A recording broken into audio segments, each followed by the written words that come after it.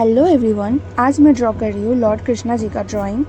तो पेपर में ब्रूस्टो का grey tone A5 120 Jason use कर रही हूँ। मैं प्रिज्मा का पेंसिल कलर से कलर करूँगी और ऐसा नहीं कि जो कलर मैं अभी यूज़ कर रही हूँ वही आपको भी करना है। आपके पास जो भी अवेलेबल है आप उससे कलर कर सकते हो। रेफरेंस पिक्चर मैं डिस्क्रिप्शन पे दे दिया, चेक कर लेना। और एक टिप्स, जब भी आप पेंसिल कलर से कलर करो तो उसका जो लेयर है मीडियम प्रेशर से कलर करना, इससे ब्लेंड करने में इजी होगा। सो आपको ध्यान से नोटिस करो कि मैं किस तरह से यहाँ कर रही हूँ, आपको समझ में आ जाएगी। और कुछ कंफ्यूजन हो तो मुझे कमेंट करके बताना।